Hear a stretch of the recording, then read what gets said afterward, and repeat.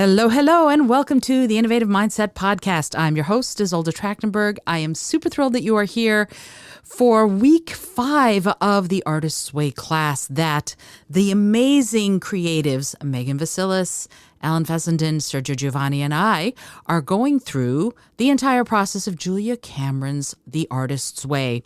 We've gotten some great feedback. People who are following along have caught up and are really enjoying sort of the process that we're going through as we talk through the things that work for us, the things that challenge us, the actual creative recovery process that Julia Cameron details in the book.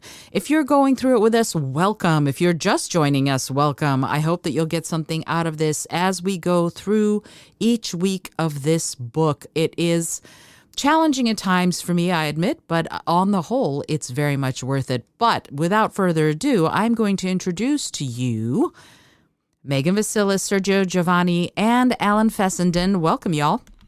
Thank you. Hey, Zelda. Hello, everyone.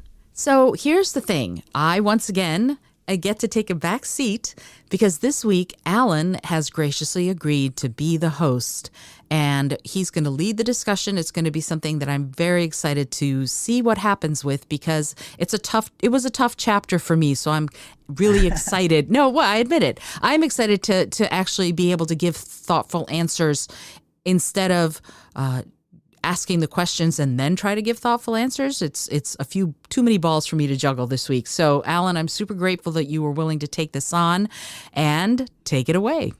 My pleasure, Isolde. Thank you for granting me this opportunity. Totally And my pleasure. welcome to week 5 of The Artist's Way. It's week 6 in the podcast, but it's week 5 in the book. And as Sergio pointed out last week, we were a third of the way through, so I wanted to acknowledge that. And next week we'll be halfway through. Very exciting. Yeah, I'm excited. Congrats, everyone, on the first month. So this is a sense of possibility, recovering a sense of possibility. And I just want to check in with you guys first. How was your week? How were your morning pages? And did you get to do an artist day? Let's start artist date. Let's start with you, Sergio. Hey, Alan. Really excited for you to be hosting this week. Thank you. And also, just one more time, congrats, crew, on completing the first month. I'm looking forward to this next 2 months and the process. So, yeah, this week I did 7 out of 7 of my morning pages, which I feel really good about. That's a couple weeks in a row now. Nice. And and from time to time, when writing, I've started to refer to my pages as journal. Like hope you're doing well, journal, or sorry for writing so late today, journal, and things like that. And I've even made it a habit to start ending my pages with "Wish me luck, journal." Very cool. I love that. Thank you. No matter what I write about, I'll always end with the same, "Wish me luck, journal." And essentially, I'm just wishing myself luck, right, every day. And that was kind of neat. But then I started to think about if that was like making me want to take more accountability in the things that I want luck for. Like, instead of like, I'm hoping for this, so wish me luck, maybe instead it's like, let me try to attain that, luck or not. I'll keep trying until I get there. And I guess it made me think more about the concept of the luck, being in the right place or at the right time or meeting the right person. And like, is that luck? Is that synchronicity? Or to Julia Cameron and some others, is it God? I don't know, but it was neat to think about nonetheless. And as far as my artist date, if the crew hasn't noticed by now, I seem to be doing most of my artist dates on the same days that I pick up my new comic books. So my old high school is actually not too far from my local comic shop. And I decided to walk there to my old high school and walk the track. There's this big track in the back. And it was later in the evening, so there wasn't anyone around. And it was really nice to walk around and just get nostalgic and such. And it made me think about high school. Of course, I was there, right? But it made me realize that although high school was a blast, I had a lot of fun, like a lot of fun, but I feel like it wasn't the best years of my life. Some people feel that way. Mm-hmm. And I think I'm living the best years of my life currently. So that was kind of reassuring. That's Um, awesome. Thank you. Yeah. So yeah, that was my artist date and my morning pages. Isolda, how about you? Were you able to get through all of your morning pages? And did you have an artist date this week? I got through 6.5 days of my morning pages. And that's because today I didn't finish them. I had a really crazy, crazy busy day. And in trying to deal with a couple of different flooding events, instead of being able to spend time writing my morning pages, I had to stop and sop up some flooding from upstairs. So I wasn't able to do as much as I would have liked to have done. But I figure 6.5, like I did a page and a half of my morning pages today. I just didn't get to finish. So I'm going to count that as a win. I'm going to count that as an okay, because as my Aikido sensei says, life gets in the way of art, and sometimes you have to deal with a spill or a flood or water seeping in from the wall. So I had to deal with that, and I did. And I did go on an artist date, but one of the things that is hard for me because of the weather, mobility can be a little bit of an issue because I have terrible knees and ankles. So I had to walk with a cane partially this week, not because I needed the cane, but because I wanted to be sure that if I fell, that I would be able to keep walking. And so I went walking this week because I had tickets to 2 shows. I went to see The Music Man and went to see Company. And before The Music Man, I went for a nice long walk before I met a friend of mine, another Megan, actually, for dinner, and just used the time that I was considering as my artist date sort of I love the architecture in New York City, especially in Midtown, so I just walked and walked and walked and spent a lot of time looking up. I just looked up a lot, looking at the tall spires of the buildings, the architecture, the filigree, the way things are done now versus the way they were done, and just allowed myself to really explore color and shape and line, and allowed it to inform some of the things that I'm doing with my creative art piece a day project. And it informed one that actually surprisingly got a lot of people interested, and that was one that was, I made a nature scene, but all with square blocks. Yeah. So yeah, I love what? that one. Oh, yay. Thank you.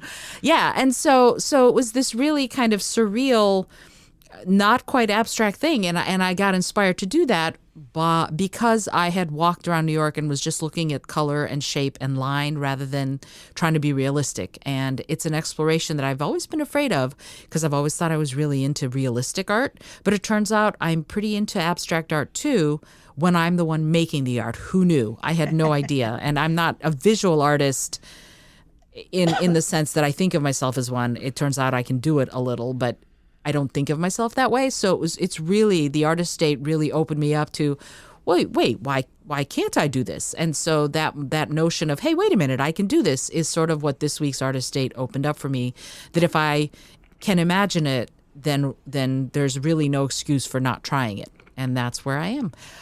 Megan, how about you? I, this week, managed to do also 6.5 days of morning pages, which I was pretty proud of. I was kind of jumping back in after a really morning pages light week last week.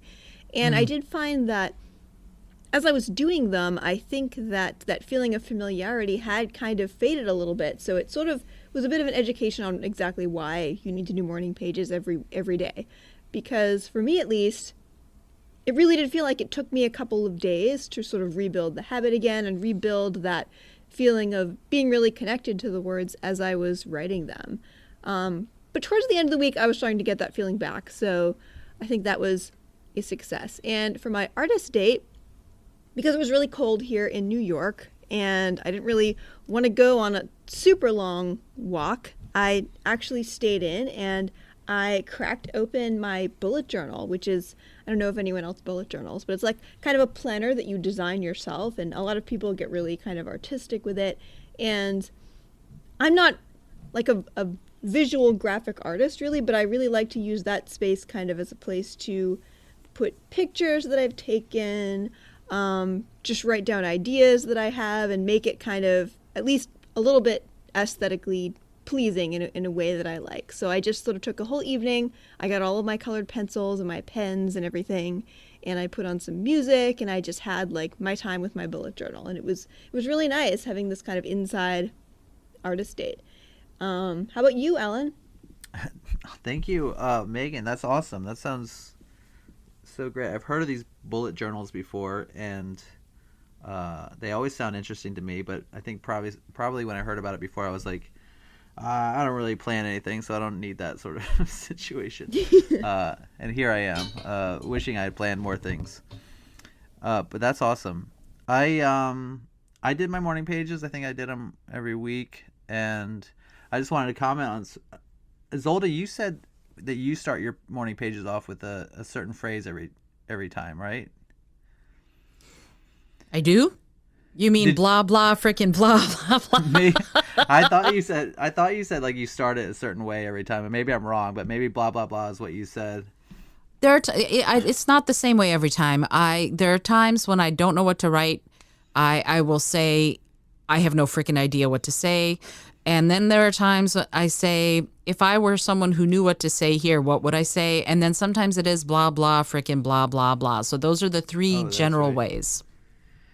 Well, I if I were someone who knew what to say here, what would I say? I love that. And I was, when you said that, I was like, oh, I have a thing that I start mine with. And I was like, I wonder what everyone starts theirs with.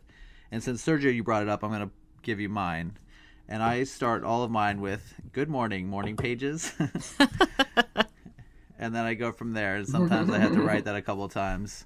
But usually it's a nice start because I'm like, all right, what's going on? And I check in, and then I'll write from there. And I try to end everyone with, I love you, and I sign it.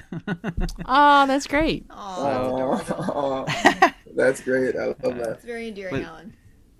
Thank you, Megan. Just trying to give myself some love. It is. A little reward at the end. So, like, if I, don't get to that second half of that last day, I don't get to love myself. I'm just kidding. I love myself every day. Good for you. I was thinking it was so fun that Isolde, you learned That's fractions. good incentive to finish those pages. It is incentive. I gotta get to my I love you. But if I can't finish when I haven't finished, sometimes I'll just end it there. I'll be like, see you later. Or I'll be like, I'm coming back to this, and then I don't make it back. But that's okay. But, whatever you guys are doing, like, obviously life gets in the way, and that's cool. Or it's not cool sometimes, but it happens. And Exactly. we can't judge ourselves for that, but we just keep trying. The artist day, I had trouble getting to an artist date this week. I wasn't sure what I wanted to do. And like a couple weeks ago, they were like, what's your favorite food? And I started searching for vegan pierogies. And I was like, Oh my God. I was like, oh, someone said that Happy Zoe Vegan Bakery in Greenpoint had them. But then I looked at their menu, they don't. And it turns out you have to order them in advance. But they called me, or they texted me back to be like, what do you want? And I was like, pierogies. And they're like, you got to order in advance. And I was like, Well, actually, I was like, how much notice do you need? And then I ended up actually going by there today randomly, and they were closed. Ah. But that and stinks. then I had this other idea that I was going to go to another vegan spot that's opened up this past during the pandemic is Ava's Lifeline, and they have delicious desserts. And I took my dog to the park, and I was like, well, it's like a couple blocks over from the park, and I was like, well, maybe I'll go there on the way home, and they were closed on Sunday. So I was having so much trouble, and then today I was like, what am I going to do? And then one of my favorite yoga teachers posted her class, and I hadn't really seen her classes come up recently. And I'll give her a shout out, Lizzie Faulkner. She's amazing, and she Awesome. was teaching at Vital. Have you guys heard of this place? Mm-mm. Vital, and there's one in Williamsburg and there's one in Manhattan, and it's like a gym, but it's a giant space, and they have all this rock climbing stuff, which is one of the things I've been interested in doing but haven't ever done. So it's on my what do I want to do? Rock climbing, but it also still scares the shit out of me. Pardon me. Warning, Nope, warning. That's right. Now I have to put the little E for explicit on the episode. 15 minutes in. 15 minutes in. Is that it? All right. So yeah. So I went to her class, and it's just a huge space, and I was like, okay, I got to come back here, and they have the yoga classes, and their membership fees are not, insane, but I was just like so amazed by this space, and I took a picture because outside the yoga studio there's like an outdoor climbing wall on the second floor. It's like a smaller one, but it's like outdoors and you can do it, but it's like rainy today, and I just love the idea of like that playground that people can't get to because it's too rainy or like no one's on it, but like it's a promise of a future good time.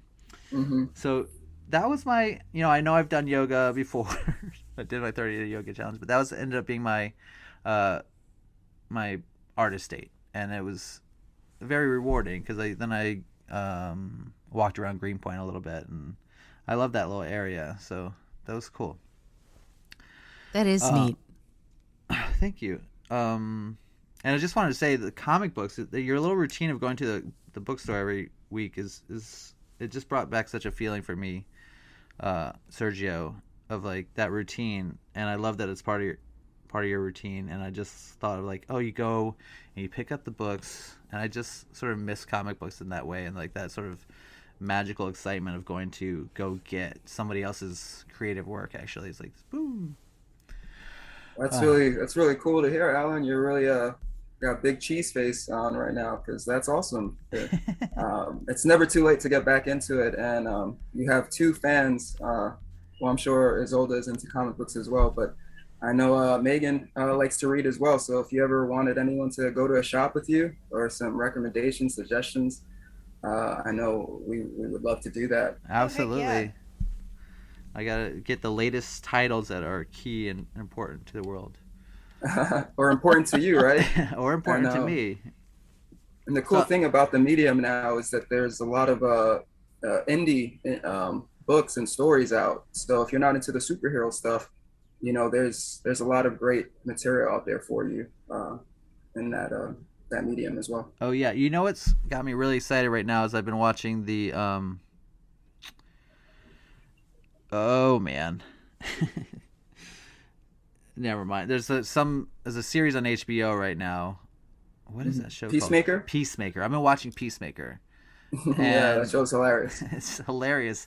And I used to read the Vigilante comic books, and I'm pretty sure it's this Vigilante, and they make and he was so serious and such a dark character. Yeah. And they make him such a clown in this show, and it's just like I love he's comic like the books. opposite of what he was in the comics. Yeah, that's true. He's such a little goofy weasel, and it's so funny because all he wants to do is kill. Yeah. I love how that's funny.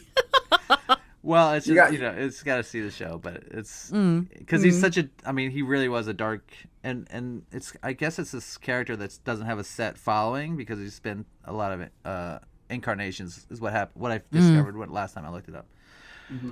All right, I want to jump a little differently. I just want to talk about tasks real quick because we sort of stuffed those at the end, and I want to ask you guys if there's something you responded really well to in these tasks, and if you had any issues with the task or something you resisted or didn't want to do. And let's start with you, Megan. Well, I did all of the tasks this week, and I think my favorite, the one that actually ended up resonating with me the most, was the 10 items I want to own task, because I think for me, just making that list, as someone who grew up without a lot of resources and without a lot of money, like just writing down this list of relatively small things that I want that I really just have not bought, even though I do have the resources now. It just sort of showed me how much I'm not using the resources that I have, and how I'm sort of sending a message to myself by doing that I'm not worth certain things or certain comfort. Even something really small, like one of the things on the list was, oh gosh, like a weekend trip away. It's something I've literally never done. I've never given myself like a weekend vacation by myself, not visiting family, not doing it for or with someone else, just like completely on my own. And solo trip. Yeah, solo trip. And yeah, it just sort of showed me how um, that sense of possibility, I guess, can be impacted by like the luxuries you allow yourself to have, I guess, in your life. That was what I got out of that exercise. Oh, that's awesome. Yeah, I like that one too. Isolda, how did you feel? I had a few things, but the one that's sort of it's a woulda coulda shoulda thing, but it's the one number 4. If I were 20 and had money, list 5 adventures and add images to your visual image file. The thing this is hard for me because it is hard for me to envision myself at 20 having money. I was working 3 full-time jobs and paying my way through college. So it was not possible for me to do the things that I wanted to do. But if I had had a lot of money, overcoming that resistance, because there is some resistance. There's a part of me that's going, reckon, freckin', I didn't have money. I hate this question.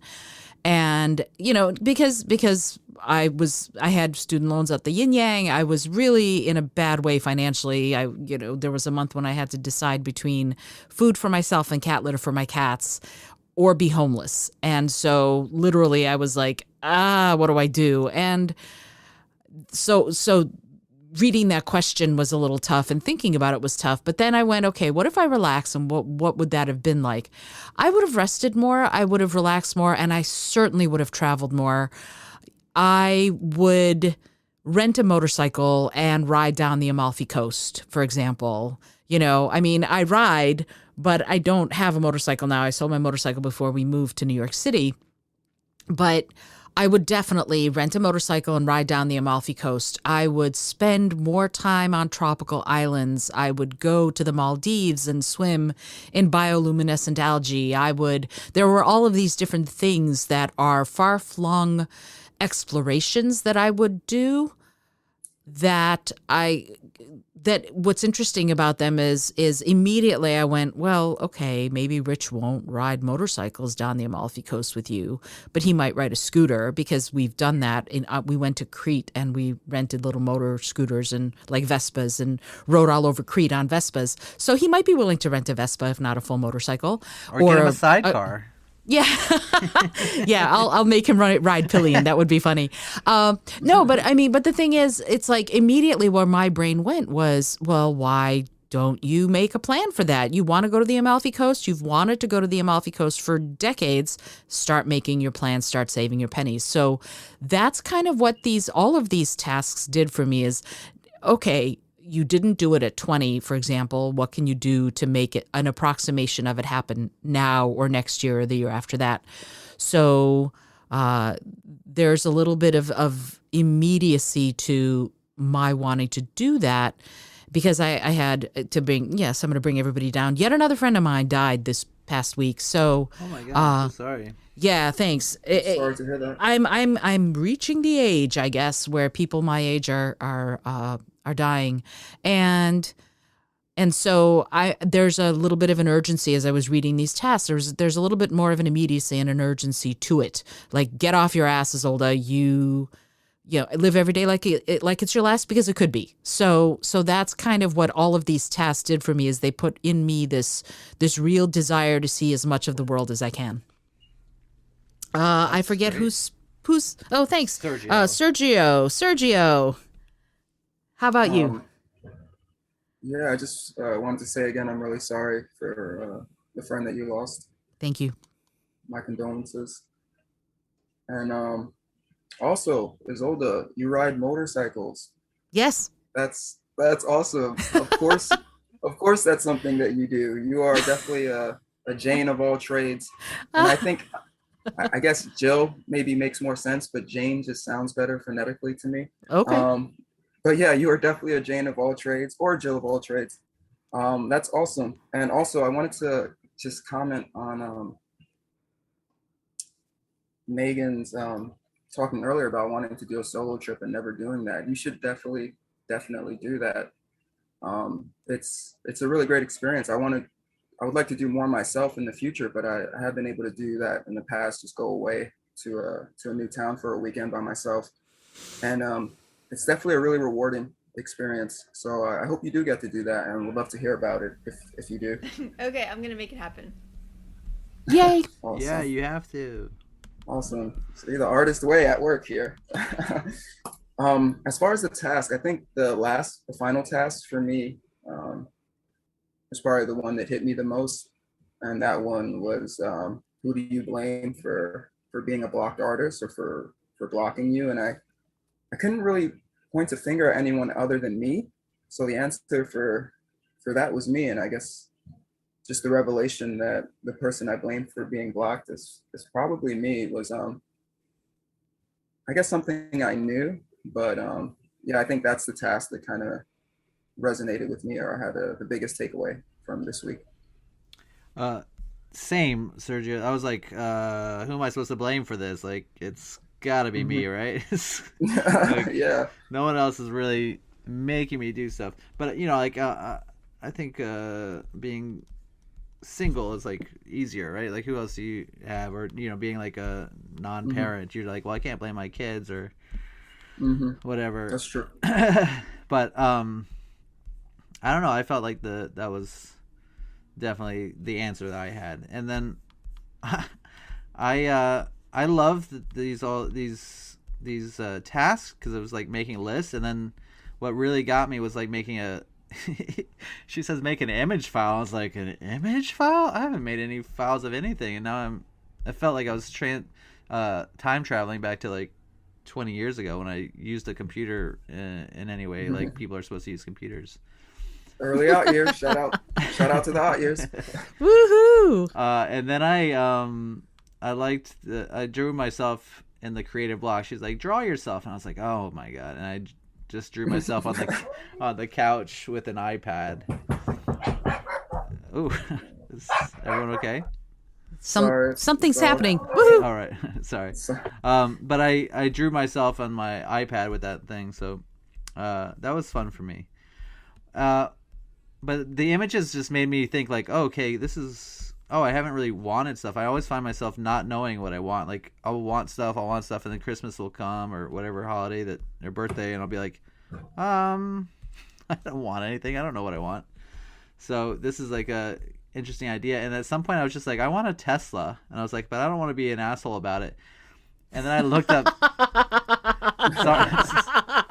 Sorry. That was great. No, that was great. That was very funny. I want a Tesla, but I don't want to be an asshole about it. Sorry, keep going. No. And then I looked it up. I was like, what's going on with Tesla? And they like have a truck coming out in like end of 2022, and it's just the most bizarre like science fiction looking truck, like all angles. And I was like, absolutely, this is the truck for me. This is the ugly ass Tesla that I want. And I was like, oh, 69,000? How reasonable? And for a second I believed it was reasonable. I was like, wait, I don't have like 60. I don't know what cars are supposed to cost anymore, but in my mind, I guess I allowed myself to believe that was possible. So that's good. The artist way is working. That's right. Yeah. Believe it's possible. Believe in it. And while we're here, I want to just go to task number 9. My payoff for staying blocked is, how did you guys, since Sergio, you started that, do you want to answer that first? Sure. I just want to reiterate. Or you don't have to answer it, by the way, but if you want to. Oh, no. I wanted to see what people thought. Yeah, I just wanted to first reiterate what your revelation and what Isolde was saying, right? Anything is possible. And as far as that, yeah, I feel like I came to that answer a few weeks ago. As far as what is the payoff, and I think I talked about it. I'm pretty sure I talked about it on one of the episodes where I felt like being blocked or like blocking myself, the procrastinating or the judgments and kind of stopping myself from trying certain things because I'm afraid. I think that's why I'm doing it, because I'm afraid. So I'm sorry, what was the question again? What's the payoff for staying blocked? The payoff, yeah. The payoff was why are you letting that block you, kind of, I think. Like what is it? What's your reward for staying that way? Yeah. Right, yeah. So for me, I feel like the reward is not having to to confront those fears and not having to take that chance of failing, which I said a few weeks ago was something I was afraid of. And I think that's why I procrastinate and stuff, so I don't have to fail. Um, and I think that's the answer for me, if that makes sense. Yeah, excellent. What about you, Isolde? First of all, it's a tough question, isn't it? To sort of look at yourself and go, oh crap, what is there? There is something I am getting by not doing the thing that I said I wanted to do, or the thing that I said that I was going to do. So Sergio, your point is well taken. That yeah, I think that that's part of it. A fear of failure for me. A little bit of this is it goes in a slightly different direction. It's not so much a fear of failing, it's a fear of wasting my time and a fear of wasting my energy. So some of this is this thing that I'm working on. Is it worth the work? And some people will look at me and go, well, you have to write the crappy book before you can write the good book. You have to write, sing the crappy song before you can sing the really great song, or whatever the creative thing is. And so some of it makes sense to me on that level. But like with my murder mystery at the last writing group, I was reading to you all the synopsis that I was writing for the book. And as part of my realizations for this week in the morning pages, I was stuck. I could not get past what I'd read you. Could not get past it. And it wasn't just that I was procrastinating. I was actively getting angry every time I sat down to write that frickin' synopsis. I was getting pissed. And I finally went, okay, what is this? What am I doing to myself?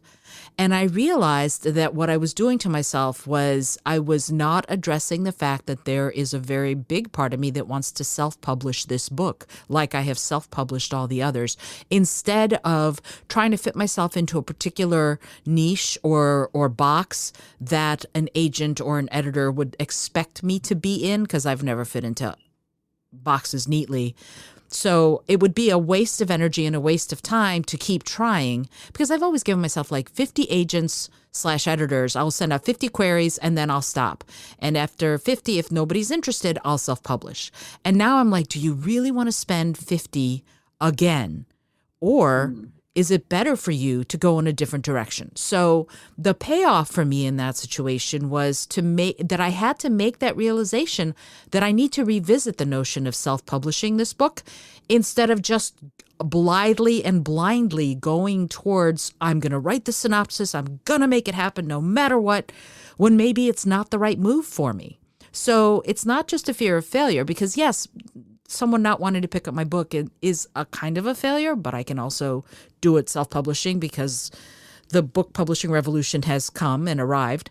But also, what if it's not the right path, right? So what if you're stuck because you're trying to bulldoze your way into a direction that isn't the right direction for you, that isn't being in flow? Right. And so that's something that as I was thinking about it, fear of failure, fear of screwing up, fear of all of that, fear of other people judging you, all of that is valid. Absolutely. But what if part of why you're stuck is because you're trying to forge a path that isn't the best one for you? And that's a very real possibility, as is witnessed by me, but also I think other people too. You keep going, you know what? I want to be a dancer. I want to be a dancer. I want to be a dancer. No matter what, I want to be a dancer. I'm going to dance ballet. And you're like, okay, well, maybe you're not going to dance ballet because you don't have the right physique for dancing ballet, but you'd be a great square dancer or clogger or modern dancer or something like that. So pushing in that direction might be good for you, if only to learn the lesson that maybe it wasn't the right direction after all. But at some point, you kind of have to go, am I stuck in this quote unquote rut because I've been trying to go somewhere I'm not meant to go? So that's my thought on that. Megan? Yeah, I was thinking about this while I was reading the chapter, and I actually come up with something really similar to you, Isolde. I think not only do I fear failure, but I also fear what I would call like the sunk cost feeling, like the sense that I'm beating my head against the wall and that I just don't have what it takes to get to where I want to go. And my payoff for staying blocked is that I don't have to face that potential reality. You know, I can sort of stay in a place of infinite possibility if I'm not working on anything. Like, I could be doing all this stuff that I'm not doing, but once I'm actually working on something and I'm committed to a path, then that's energy I can never get back once I've invested into that project. And Right. I think what helps me with that is, thinking of it more like, well, each project really helps me figure out, like, far better than just sitting around not working on my creative stuff. With each thing I do work on, even if that specific thing doesn't become the thing I publish, or if this book never really gets to the point that I want it to get, it will, as long as I'm open to possibilities and I'm working on something, then that's much more likely to lead me towards a path that will eventually work for me. But I do tend to get stuck in that place of worrying a lot that I'm investing in the wrong thing, wasting my time in the wrong place, when I might get to my ultimate goal faster if I worked on something else. So then, I think that's where I get stuck. Yeah, that's interesting, Megan, because like when we're that time we're spent not working on stuff, like what you're saying you work on other stuff, or you're just avoiding it?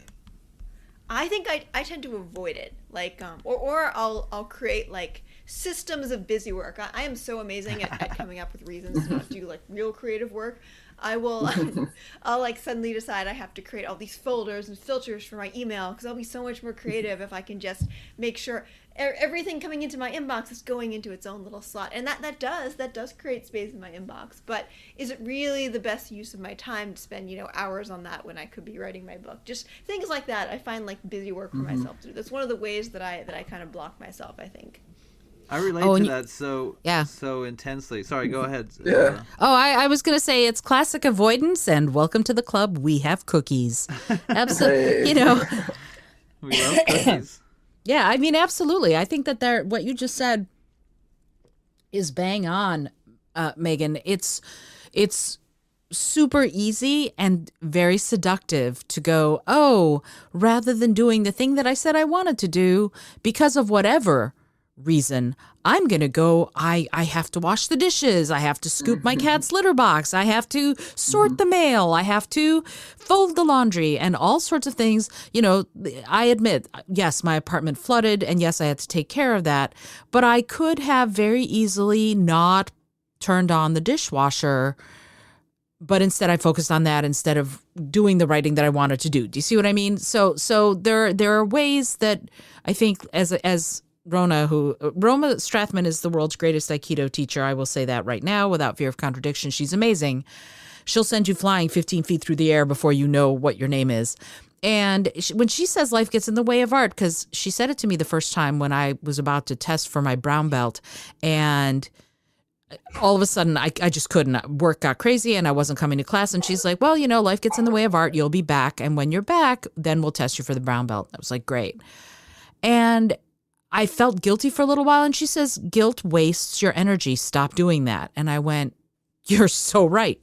So even if you avoid whatever it is you said you wanted to do, beating yourself up about it afterward doesn't actually gain you anything. In fact, it wastes more energy. So I just wanted to say that. Sorry, Alan, please go on. No, guilt wastes your energy. I think that's so important to hear, or to like, I took a deep breath when you said that. I was like, oh, goodness. That's like cool. No, but I relate to that. I'm like constantly walking around my apartment, like cleaning up things, moving things, getting ready to do something.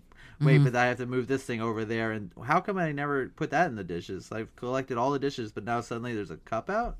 Okay. Well, I'll go do that. And then, there's something in the take care of this sink. cup. Oh, the trash is full. I got to take the trash out. It's right. It's a nightmare. And like, I think a friend of mine once, I'm sure somebody's said this, but like cleaning is like the death of the artist or something like that. Cleanliness. I can see that. Or as Rich calls himself, he's a one more thinger. I just have to do this one more thing. One more thing. This one more thing. And it does. It gets in the way. But it also, I wonder if sometimes it gives you a little rest. Like I think as artists, we can be in flow state, and I hope we're going to talk about what that means in a minute, or we can feel pressured either by ourselves or by deadlines or by others' expectations to make our art. And sometimes you just need a freaking break. Sometimes you need to feel okay with not doing. And as long as you're not, how do I put this? Like, there's a difference to me between avoiding the creating that you said you wanted to do, that you planned to do, and deciding for yourself that for a minute, you're going to just sit and not feel guilty and not do anything and just kind of recharge for a minute and get back to your center. That to me is so worthwhile, even if you're in the middle of this high pressure, make your art situation, because everybody needs a moment to breathe. Absolutely. I think that you're dead on that. I just feel like I'm constantly feeling like I could have done more, and so guilt is heavy on my mind. Or like, I admire people who clean in the morning and then just have the day. Like, I was my cleaning day, I'm done, I'm just chilling for the rest of the day. And I'm like, but isn't there something else I should be doing? Right. So it's so hard. All right. I want to get back into the book, the chapter, recovering a sense of possibility, which is so funny because Megan, you said you like living in the world of possibility. So it's like we have the possibility out there, but if we run towards it, is it going to run away? So it starts with it says limits, and I took this line from the early on in the chapter. It says, "Are you going to run for the bus?" Or it says, "Pray to catch the bus, then run as fast as you can." And I thought this was because we're talking about like the limits we self-impose on ourselves in this chapter. And so I really like that line because it was just say like, you got to believe in the abundance of the universe, but then you also have to work for it. So believe and then work. Isolde, you want to start us off with the limits and how you what they mean to you in this regard, and how you feel about that? Sure. So I guess the thing that an old friend of mine was in a coven, and her Wiccan priestess said to her, "You cannot cast a spell to lose weight while eating a Snickers bar." And when my friend Tina said that to me, I was like, yes, that is a truism. Sure, absolutely. You have to put your money where your mouth is and do the thing that you said you were going to do. But I think the most important thing that came out of that whole section to me was accepting that you're able to achieve what you're trying to achieve. And that can be tough because I don't remember if I said this in writer's group or in last week's podcast session, because we're in both together, which I think is awesome. And that is that in every story, in every book that I write, I get to a point where it's not just imposter syndrome. It's more like just there's a little voice that comes on that says, Isolde, I'm not sure you're writer enough to do this piece justice. Not in a shaming way or in a guilty way, more in a, you just don't have the skills yet. Like I have this grandiose vision for what I want to achieve for the book I want to write. And in the middle of it, there's so much going on. I'm trying to keep so much straight. And I kind of go, I wonder if this is too much. And I don't feel guilty about it. I just feel like I'm not there yet. And I don't beat myself up about it. I'm like honestly assessing, is this my limit as a creative right now? And if so, what can I do to improve that? But now I'm sort of getting to a place where if I decide that I want to achieve it, I have to accept that if I can imagine it, I'm able to do it. And that's one of the things that my little daily art piece that I'm doing every single day for a year, which is really scary, two-dimensional art, that's what that has done for me because I've never been able to do two-dimensional art. And now all of a sudden I'm doing it every single day. And so I keep showing myself again and again and again that what I envisioned is what I am able to achieve. And accepting that is helping me accept that with my writing too. So that's my thought on it. Thank you. Sergio, what are your thoughts on that? So I really related to what you were just saying, Isolde. First, I wanted to say that I like how Alan posed this question and sentiment of that Julie was trying to express for the section of the book with belief and then work, right? And I feel like it's kind of similar to what I was talking about earlier as far as luck and taking action.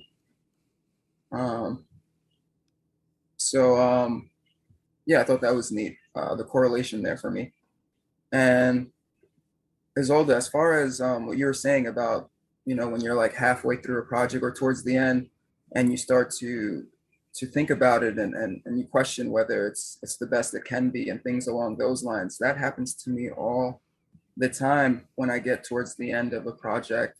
And I'm a little more hard on myself than you are, unfortunately, as far as some of the questioning that happens when I do get towards the end of a project and I get nervous about finishing it. And it's happening right now. Currently, it is a short story that I started a few weeks ago, and I'm finding difficult to finish because I'm questioning if it could have been better. I'm rereading the first few pages and I'm thinking like maybe the whole tone could have been different and things like that. And it's just, it can be difficult. And I guess as far as limits in this section, I guess what I have to accept is that I'm capable, right? That I'm capable of finishing these things and that they're going to be okay. They're going to be good. And if they're not, then that's okay as well. Yeah, absolutely. You can always edit. That's always... My problem is that I do too much editing before I'm even finished.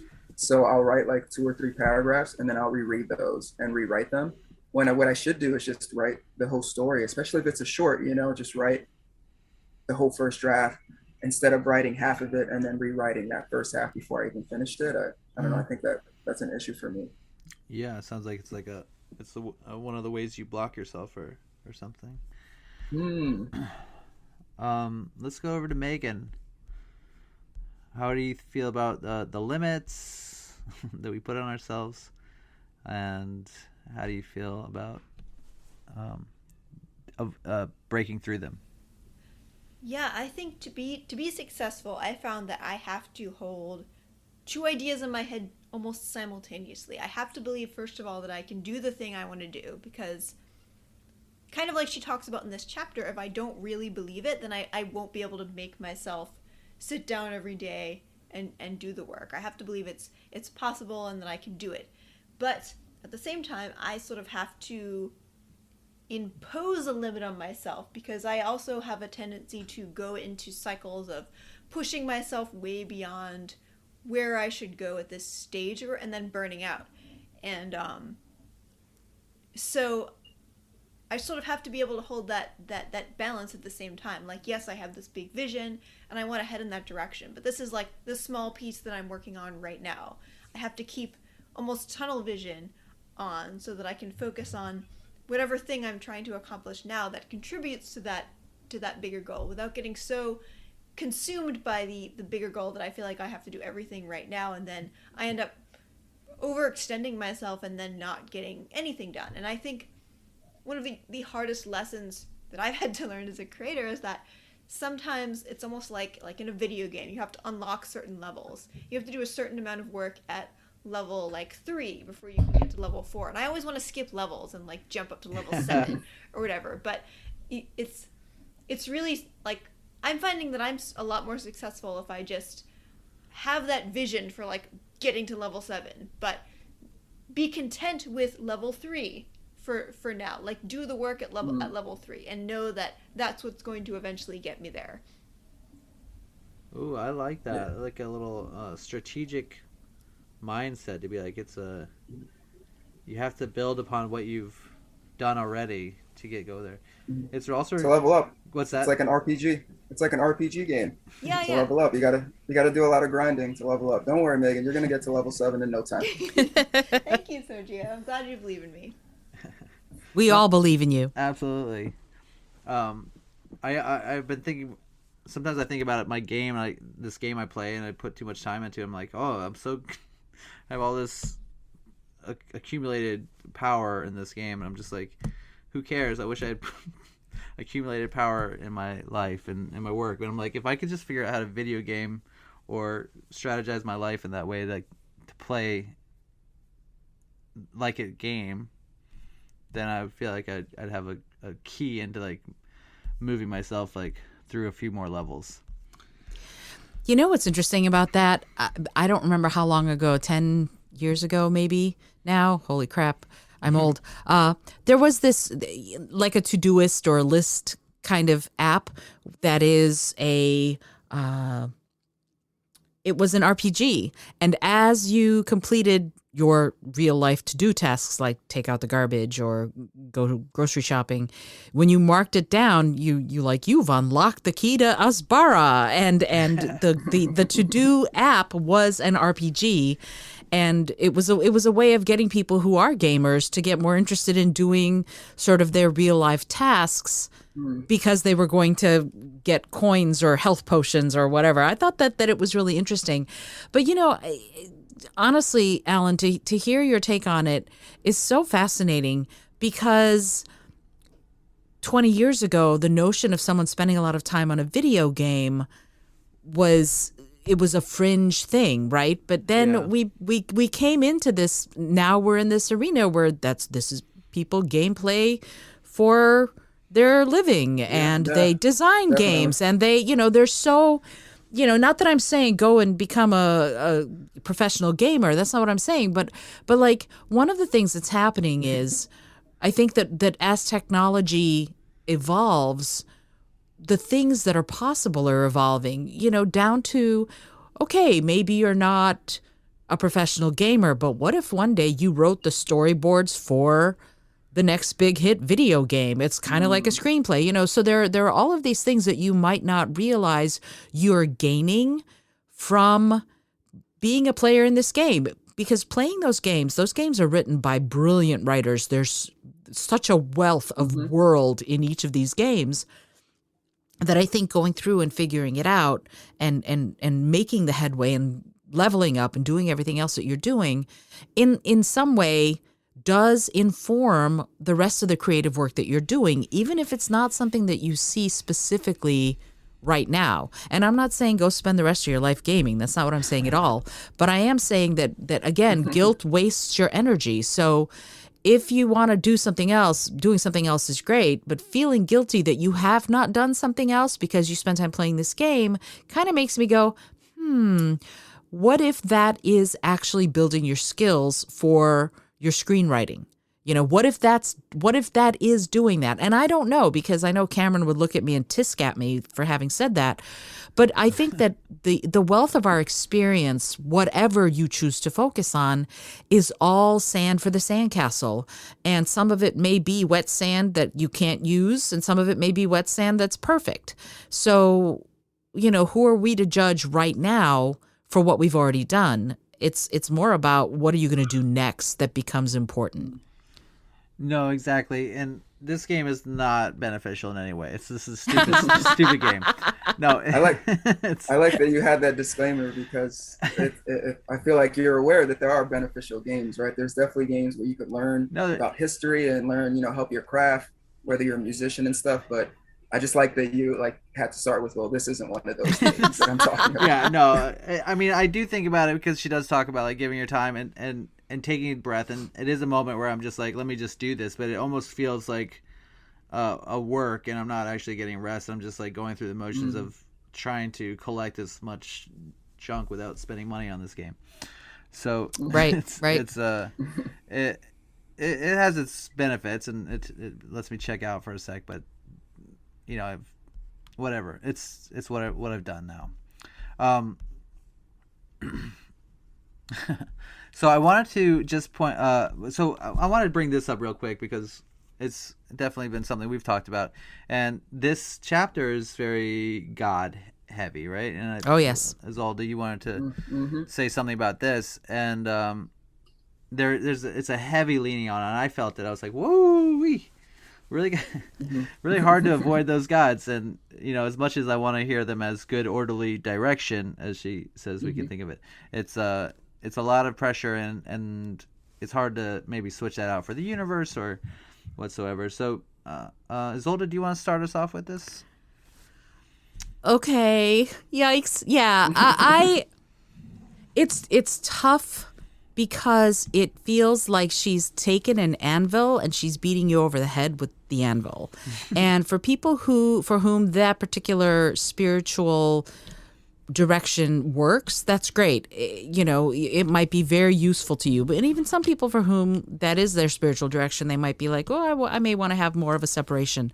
I feel like one of the things that I want to say is ultimately you are the boss of this book. It is not the boss of you. So when you are reading it, when I am reading it, I'm constantly going flow, flow, flow. That to me is a worthy substitute for God, not because of my religious beliefs or non-beliefs, but more because I feel very much like, and I think I've said this before, that it places some weird stuff on you, that God gets the credit if you succeed because God is the source, but you get the credit, you get the blame if you fail because you didn't open up enough, or you didn't believe strongly enough, or you didn't align yourself well enough with this God facet of creative recovery. And there's a weird implied blame in there that I really don't care for, because a lot of this is, if you just realize that God is your source, then you realize it's all infinite. Well, what if you went, okay, I don't have to look at it as God versus human. What if I look at it as possibility, like what she talks about, without having to go that the possibility stems from only one source, which in her eyes is God.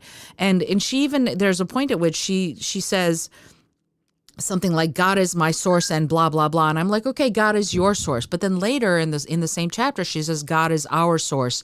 And that I find problematic, again, because there is this implied blame if you mess up, if you don't do as well as you might have done. Since she set it up that God is going to get you everything, that the only problem seems to be, if you don't do it right, is that you didn't do it enough. You didn't run for the bus quickly enough or whatever. You know what I mean? So that was a problem for me in reading this. And I want to separate the two. It is not that you are the one to blame if things don't go well, but God is going to get the credit if things do go well. It's more that this is a process for each of us that's going to be very individual. And if God plays a role in that for you, great. And if something else does, flow, universe, the sacred, the river of the unconscious, whatever it is, then that's okay too. And that was my thought on that. Sergio, Wait, do you have any thoughts on it? Oh, I'm sorry. Go ahead. No, I just want to jump in here because this is the second time you've brought that up of who gets the credit, or God gets the credit if you do well, right? And it has me thinking about my cousin Vinny, and he wins this case at the end, and he says, thank you to Marissa Tomei's character. And she says, oh my God, what if after every case you win, you have to go ahead and say thank you to somebody?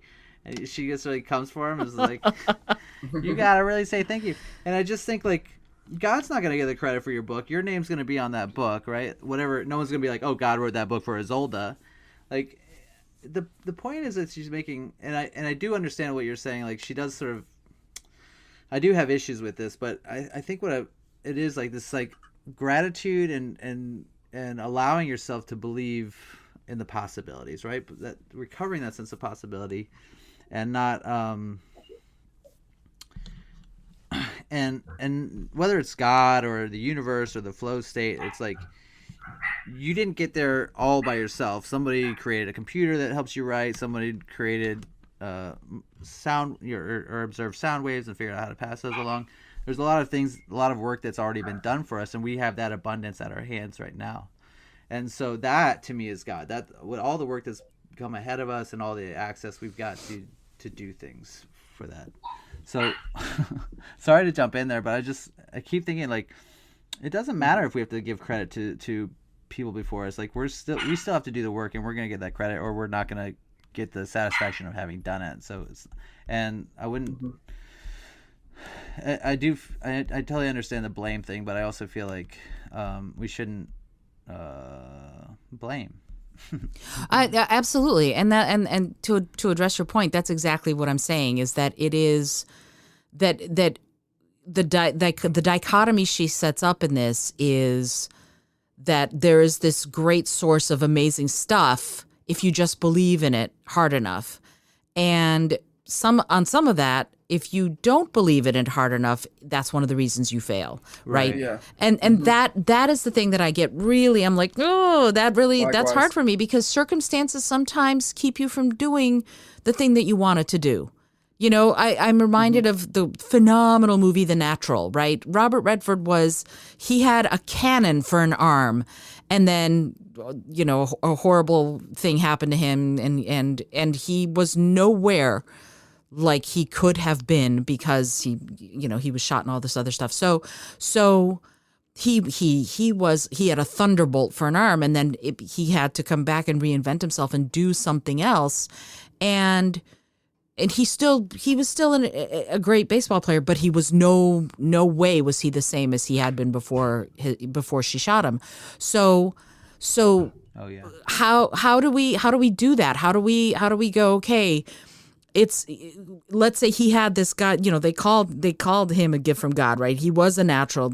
He was this amazing player. No one had ever seen anything like him. And then he had to go back to the beginning, worse than the beginning, because he was, you know, so badly wounded, and start all over and rebuild from less than nothing.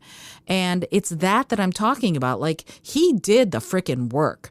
And even if you do the frickin' work and you still don't succeed, I really hate the notion of going, oh, then it's all my fault. Sometimes shit just happens, right? Sometimes it just happens, and you are thrown curveballs that you just have to handle and have to deal with, and making yourself feel bad because, you know, there's God going, if you just believed in me hard enough, if you were just, you know, in with the source hard enough, then all these doors would have opened. No, sometimes stuff just happens. And I think we have to accept that sometimes that's the way it is, and that's okay. And the point is not to try and be the guy with the thunderbolt for an arm. The point is to go, okay, I can't do that anymore. Maybe I can do something else and still be amazing, just not in the same way as I would have been. Yeah, we can only be who we are, and I did, you know, that sense that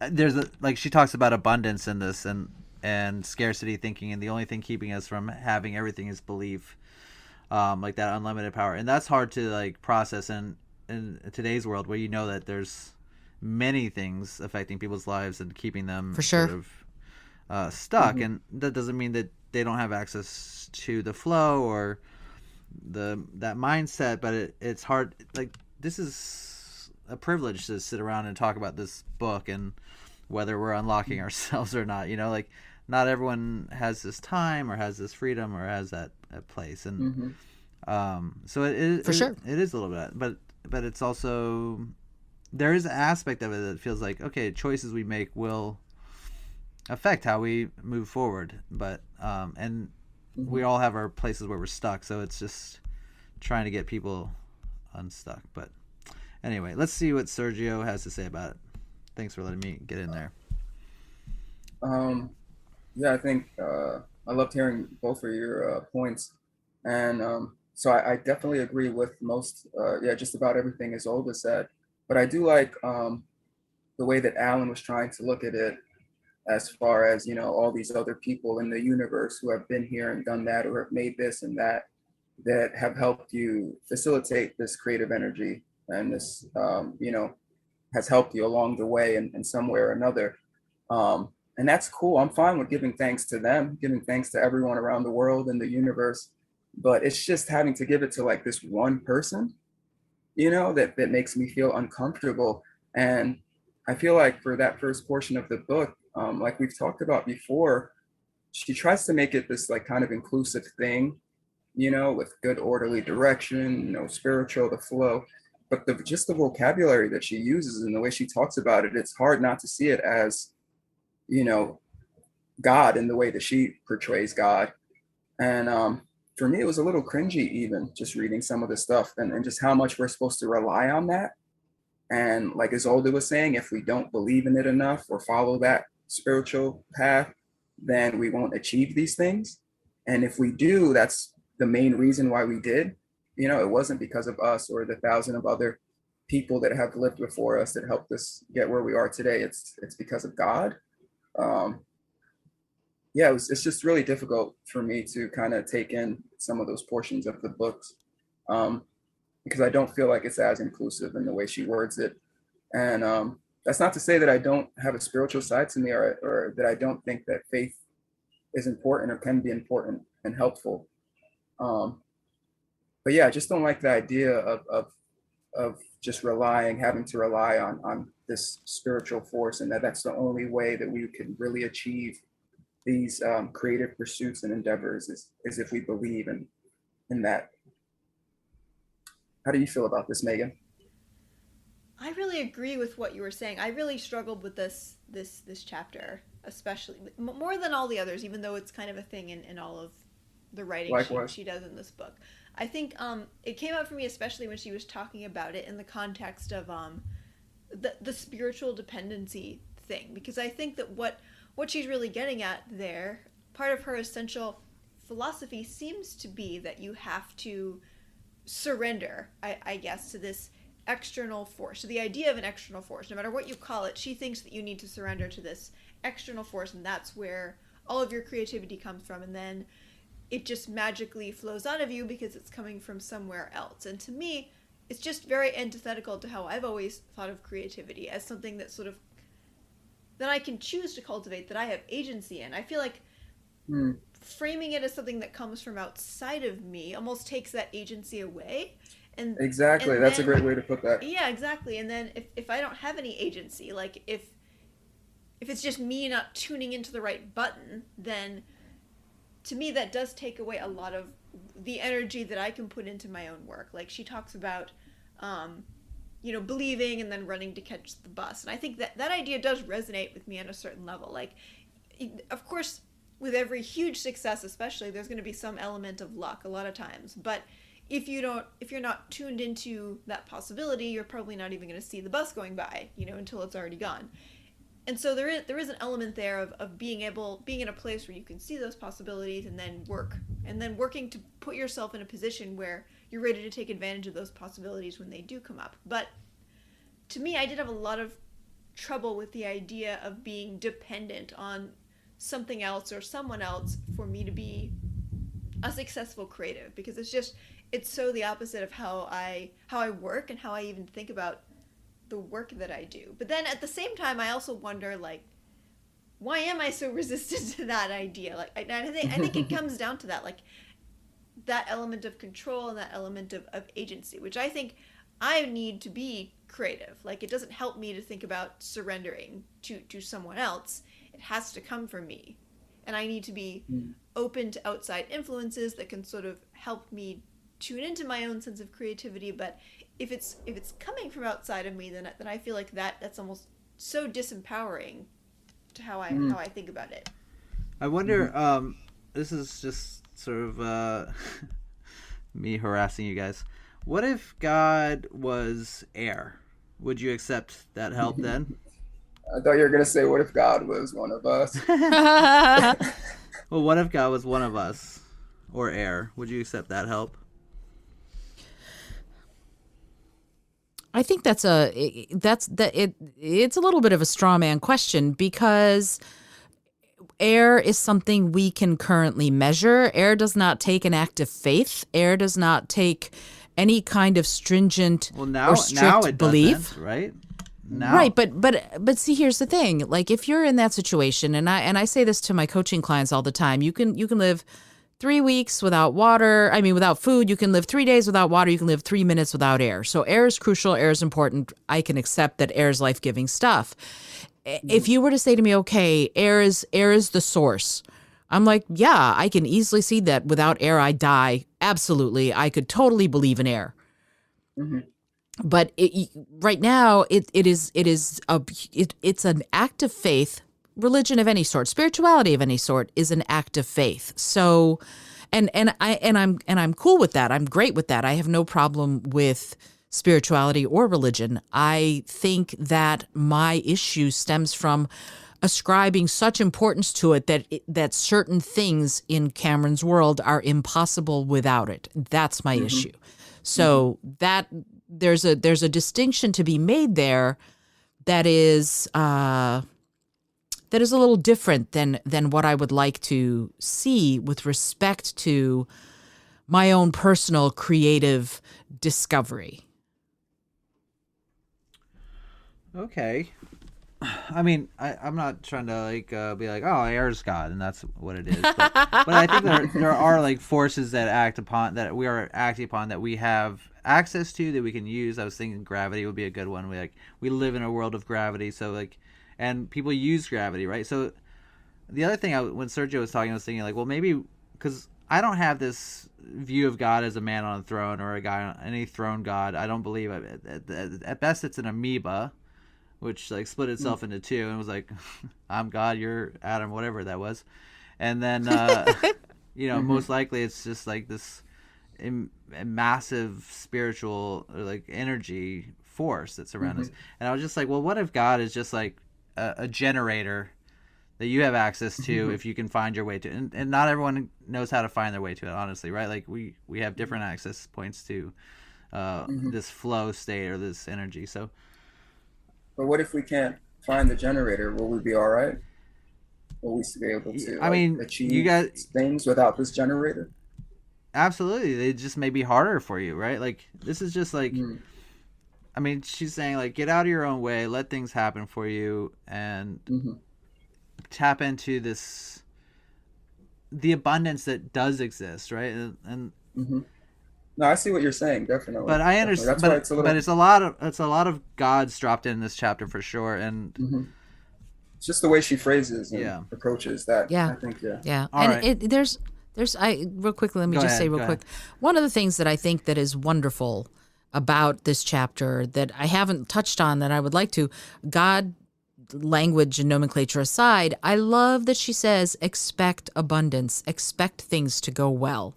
There is this mindset shift that can take place that they say you are the sum of the 5 people you spend most of your time with, but also on some level it's you are what you eat.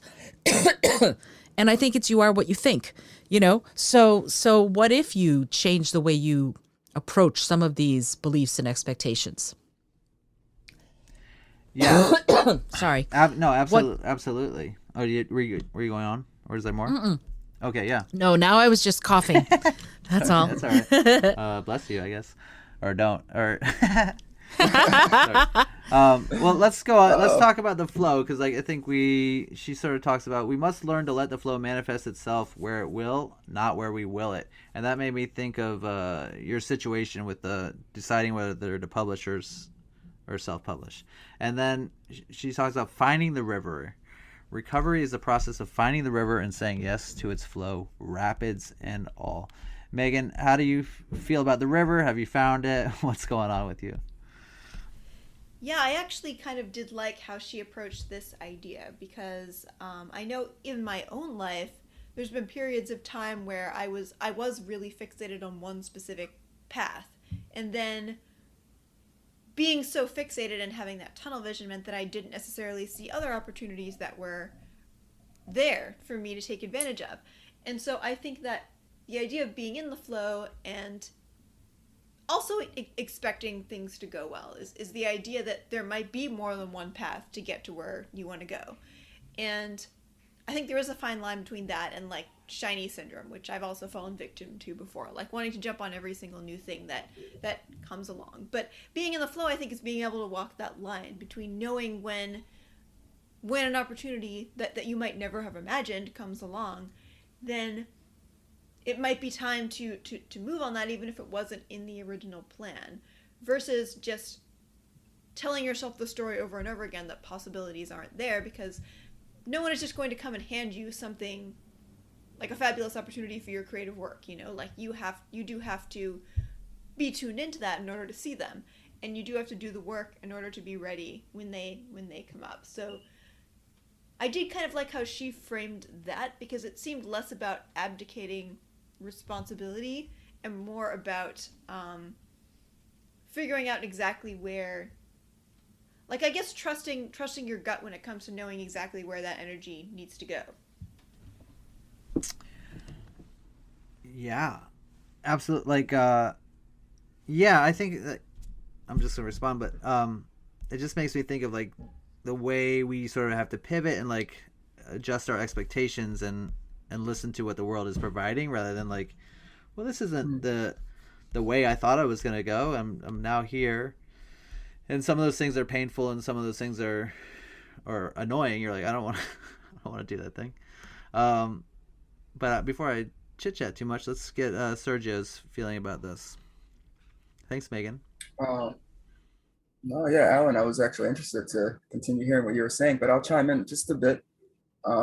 Yeah, I definitely agree with Megan as far as getting into the flow and just letting things happening. And maybe to an extent where, because I'm like always second guessing stuff, and I've talked about before, I have really bad anxiety issues. So if I can reach a state where I'm doing less of that and things are a little more effortless in that regard, and that I'm able to see things or like new opportunities, for examples, with more clarity, and can hopefully better discern which is the best choice for me, or which is the best option as far as said opportunities go.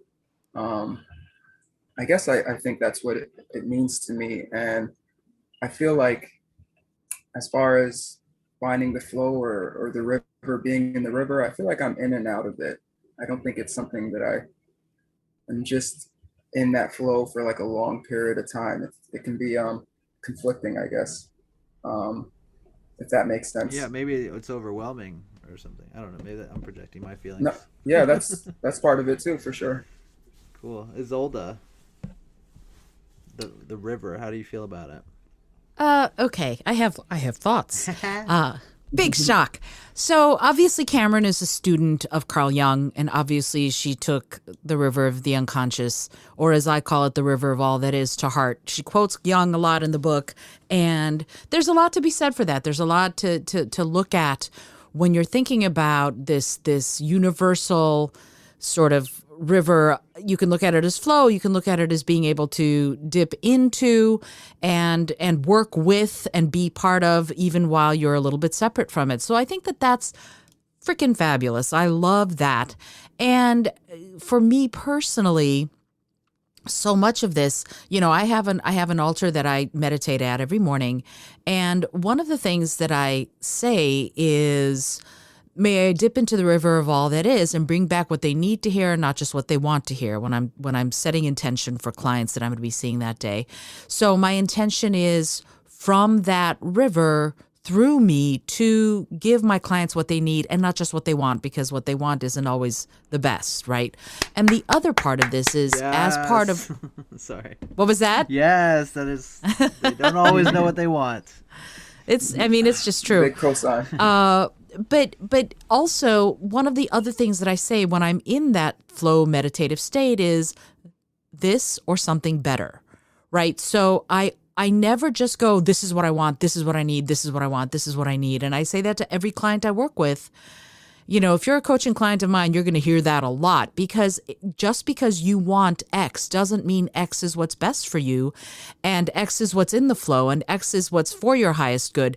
Maybe Y is, maybe G is, maybe L is. So staying open is part of flow. If you're open to these possibilities, and that's so much of what I love about listening to all of this stuff, is that it's about being mindful, yes, but it's about being in a mindful state of open-mindedness. To me, this whole thing is about allowing yourself to be open-minded to the possibilities, but also be aware when those possibilities sort of float by you on that river. And that is, to me, the most important part of all of this is, am I being mindful? Am I being aware?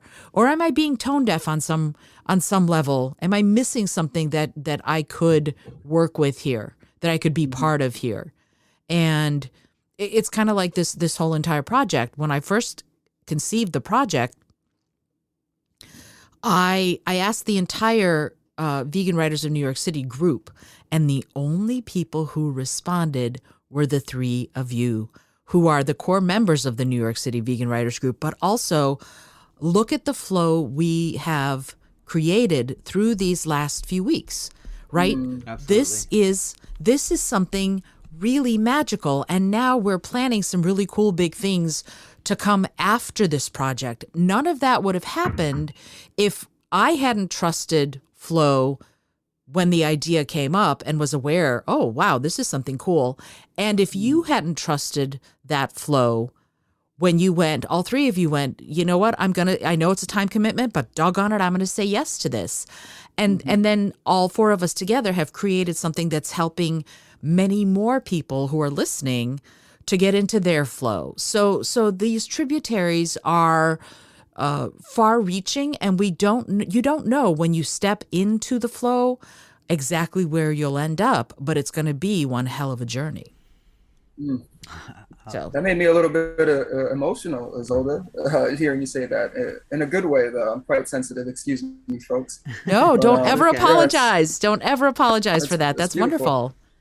No, that's beautiful, and I'm really grateful for listening to the flow and joining this group and being here with you guys. And um, yeah, the idea of being able to help others with their flow, that's a really amazing kind of thing to think about. Well, that's So what. thank you again, Isolde. Oh no, it's my pleasure, and thank you. I mean, this is something that we together, I think, are making happen, and everybody's got a different perspective, and everybody has their own. You know, you all have, I have. We're all unique in how we approach creativity and art, and someone who's listening to this right now might be taking something from what Alan is saying, or from what you are saying, Sergio, or whoever, and really running with it. And there's something really compelling and profound to me in that if we are in flow, then we pave the way for other people to dip their toe into. So I think that's awesome. Anyway, moving on. that was my thought. In fact, Sergio, let's hear from you next on this. So I spoke about this a little bit before, but I did mention sorry. that I would wanted to hear more of Alan's thoughts because he started to go into a little bit. So Alan, I wasn't sure if there was more you wanted to share as far as how you feel. Oh, I probably about- got dipped out because I got lost in my own flow of thoughts. Uh, no, I wrote a couple things down. Like she wrote, the source meets our needs through people, places, and things, and just like what you're saying, paying attention, Isolde, is so key.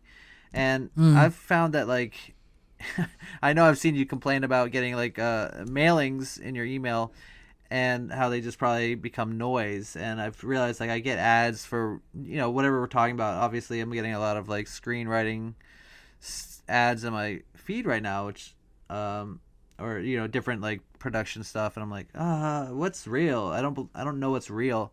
Right. And then this woman showed up, and her name was Diane Bell, offering like some free workshop that I should probably go sign up for. And I was like, who is this person? Why are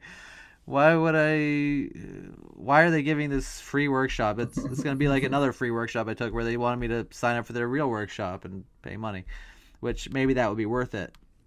But I went and I found these interviews with Diane Bell and her producer, and something about the way I haven't seen any of her movies, but she's produced a few movies, and they're probably really good. I gotta watch them.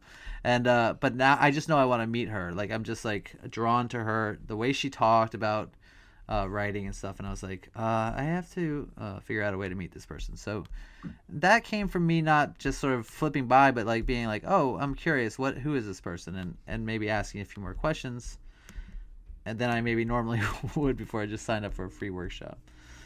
But that to me is kind of like the flow, paying attention, like, oh, we're listening to what's going on. So let's finish this up with we'll almost finish. Let's try to wrap this up. But I want to know the virtue trap. What is it, and are you in it?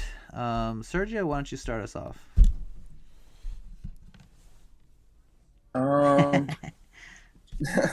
Sure.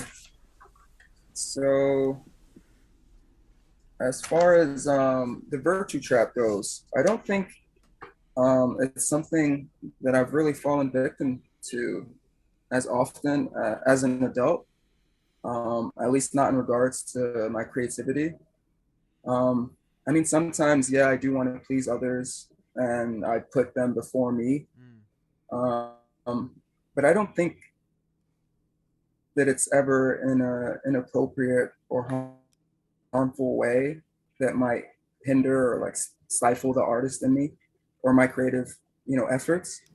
So yeah, I don't really see those things conflicting with my the creative side of my life. But with that being said, I feel like I can see how that may be a problem for a lot of people, especially those with like children and, if they're married or more familial kind of responsibilities that come with that. I can see that being more difficult, right? Like she mentions the mom that wants to, I don't know, take like a painting class, but can't because her son is in Pee Wee and she wants to make sure to be at all his games and such. So that can be difficult for her. Yeah, but those aren't things that I'm dealing with, fortunately. At least I don't think so. Megan, how about you? Have you fallen victim to the virtue trap?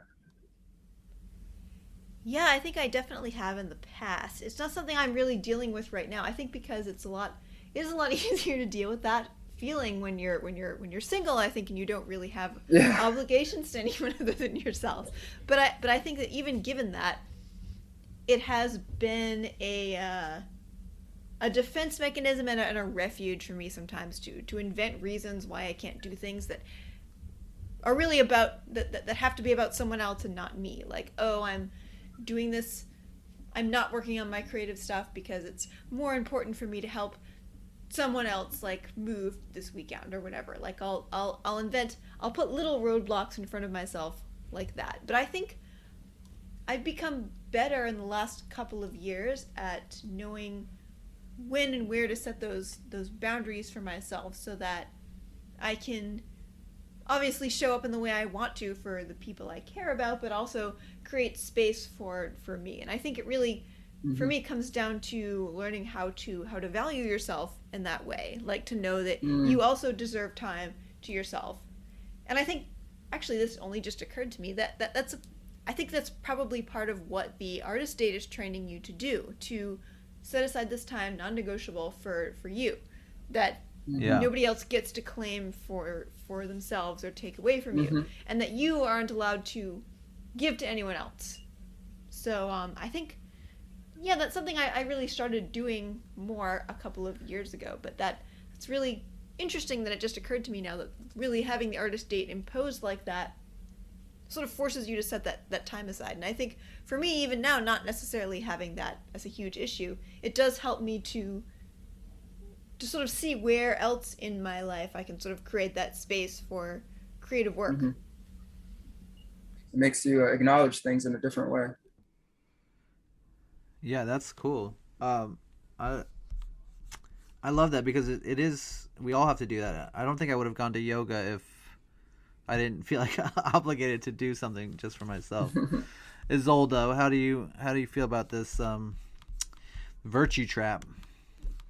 I am a recovering virtue trap aholic, I guess. Yeah, I the way I was brought up was you got your value from being of service. That's it. You better be helpful. And I'm a child abuse survivor, so there were a lot of levels to that. But I grew up knowing that if I were helpful, if I were someone that everyone could depend on for whatever, if I were super reliable, then I would get a certain amount of acceptance. And I am sure I am not alone out there in the world feeling that way. But then what that does, or what that did to me, was that it made me start thinking that the only time I was really valued was when I was helping others rather than when I was doing things for myself. And when I first went through The Artist's Way and first started looking at that, one of the things that she talks about, and it's so true, people started calling me selfish and a bitch and all of these other things when I stopped being so available because they were used to me being available. And I've still got that, do for others, offer things for others, lend them things, give them things, I still have that as a major part of my personality. So it's something I have to be vigilant about and go, okay, be mindful about what I'm giving. Is that what I want to be giving?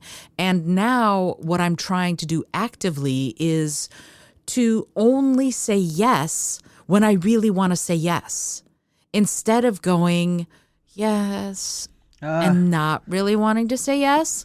I am much better at saying no than I used to be.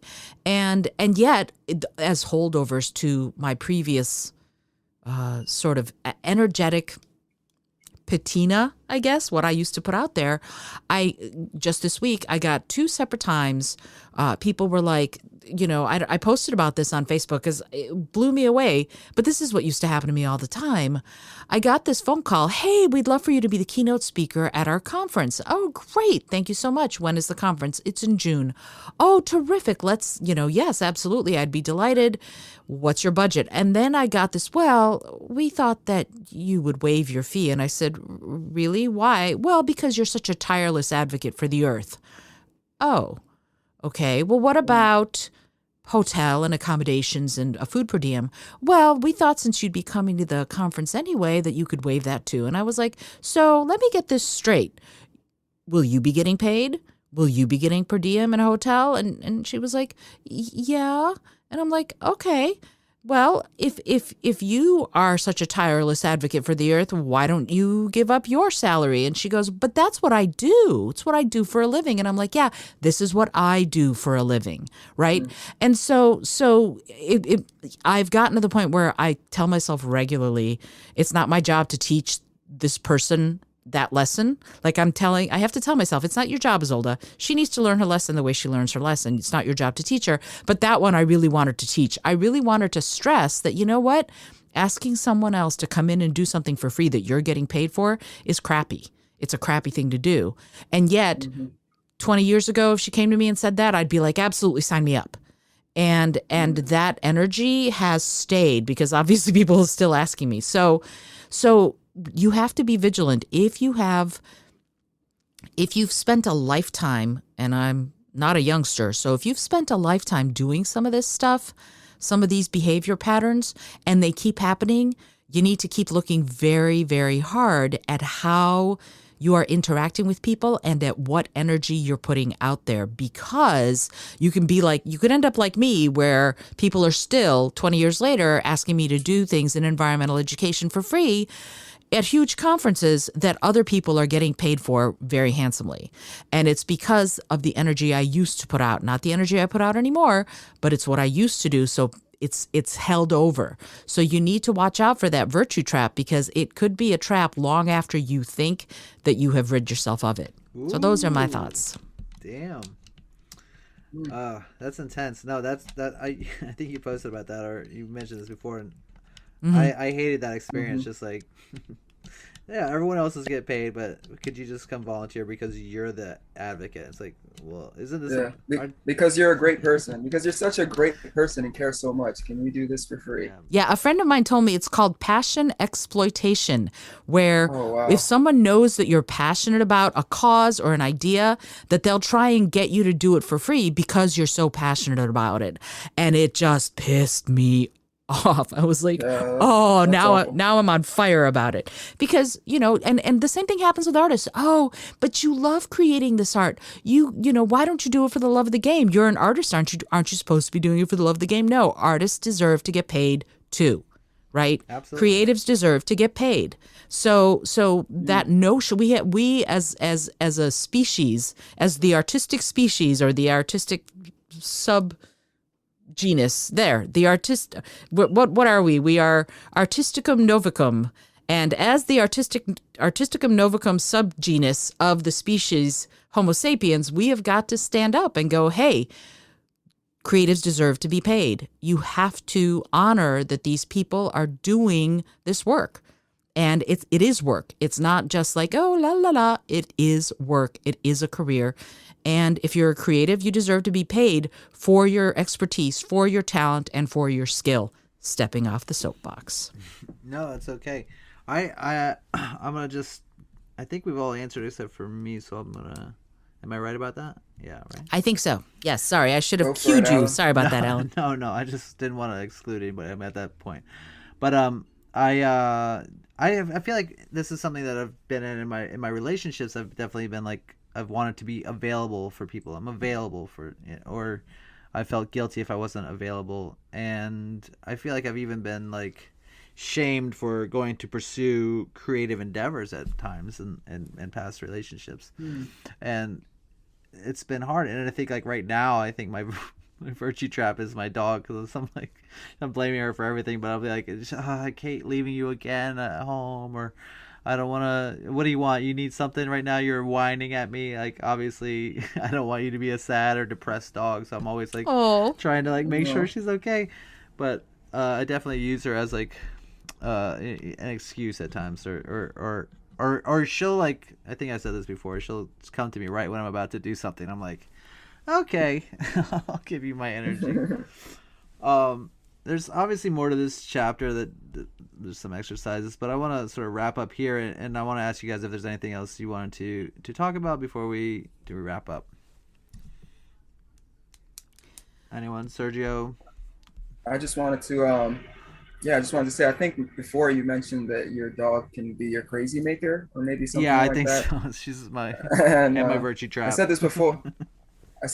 I'm gonna say it again. I'm pretty jealous of your crazy maker and slash virtue trap. That sounds adorable. She looks adorable from the photos I've seen. Well, if you ever want to take an artist date and just take her out, you're welcome. That's a great artist date. Yeah, I wouldn't mind that, actually. I can take a trip to Brooklyn and then take a walk with your dog. What's her name again? Theodora, and she's a puller, so just the Theodora. What should I call her? We just call her Thea primarily. Thea. Okay, Thea sounds good. I'm gonna try Dora out and see how she feels about it. I love it. But yeah, I just want to say that's awesome, and thank you so much, Alan. I think you did an amazing job hosting this week. It was a lot of fun, a lot of laughs, as always when you're involved. Oh, good. And thank you again for doing this. And I look forward to if you decide to do it again in the future. I'm also looking forward to Isolde coming back to host again. And yeah, thank you, Isolde. Thank you, Megan, and thank you to all the listeners. I really do appreciate you. And please give us any feedback. Please review the episodes if you can. Give Isolde all the stars. Yes. Yeah. Thank you. Yes, definitely. No worries. Megan, Isolde, is there anything else you'd like to say before we wrap this up? I don't think I had anything else to add, but I did like this chapter. Even though I had some issues with the God stuff, it was really thought provoking, which I think was the point. So I'm looking forward to whatever comes next. Cool. And also Cool. thank you, Alan, for hosting. You did a fabulous job. Thanks. Thank you so much, Megan. Isolde? So yeah. You know me. I'm a talker. So there are a couple things that I did want to say. First, there is stuff that she talks about, like before you go to sleep, pray, whatever. If you've got a thorny problem, I have Edna Mode, the librarian who lives in my head. Her name is Edna, like Edna Mode of The Incredibles, and I ask her. Yeah, seriously, she's my favorite. And I ask Edna for facts. I ask her for ideas. I ask her for if I have a thorny problem before I go to sleep, I'll be like, Edna, bring me back some ideas for solutions in the morning. And lo and behold, she will do that. So come up with what works for you, right? If something doesn't work, if something Cameron says is like foreign or doesn't work or whatever, try something else. I developed Edna after I saw The Incredibles. She was my guide. I went, you are my guru, Edna. I love you so much. And so yeah, she's been Edna the librarian who lives in my head since The Incredibles came out. So that's one thing I wanted to say. The other thing is, one of the things that happens when you're going through this book is that you question everything. You start questioning your ability to tie your shoes, right? To brush your teeth. Some of the stuff becomes really intimate and poignant and profound. And also sometimes you feel like you forget your name. And so through this process, please remember that you are good at things, right? You are good at things and you are an expert on some things. And one of the things in this chapter that she puts in a divide a little bit, and I kind of want to remind you, you are an expert on some things, and it is incumbent upon you to accept that you are an expert in these things. And it might not be a huge thing, but by gum, you're an expert in something, and that is somewhere to start building. That's something really to remember. And the last thing I want to say is, Alan, yes, phenomenal job. Yay. Thank you so much for hosting. I appreciate that very much. I do. It was great. It was a great conversation, and spicy and salty too, which I really appreciate. Well, I like a little spice and salt.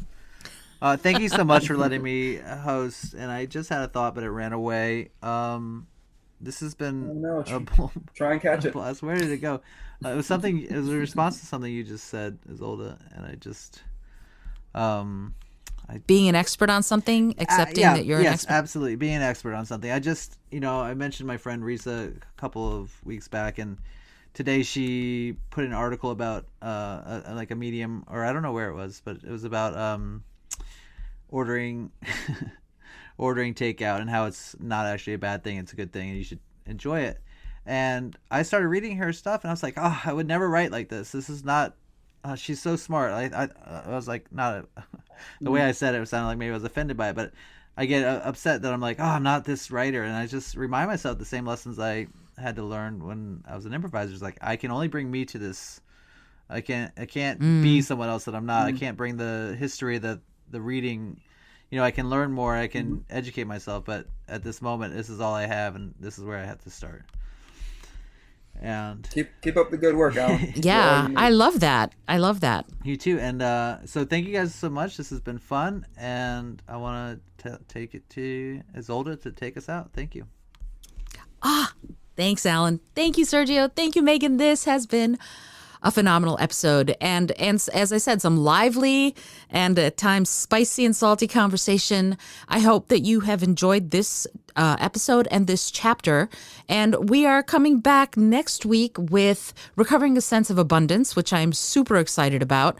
Abundance is one of my 3 favorite words in the English language, and I am super grateful to all 3 of you for joining me, and to you if you're listening to this. If you have questions or comments, please drop any of us a line. I'm putting everybody's Instagram handle in the show notes. You can find us there. That's a pretty good place. Until next time, as always, I remind you 2 things. 1, this episode is brought to you by Brain FM. You can, if you want to use that little app that I love so much, to meditate, to sleep, to get work done, to do your accounting, which is what I use it for. I love it for that because it helps me stay sharp and capable in something that I am not very good at. And yeah, you can get a little discount if you go to brain.fm. I always do that, brain.fm/innovative mindset. You get 20% off if you decide to try it. I get a little bit of a kickback from them if you use my little Innovative Mindset, all one word coupon. Until next time, this is Isolde Trachtenberg for the Innovative Mindset Podcast, reminding you to be bold, be creative, and most of all, be kind.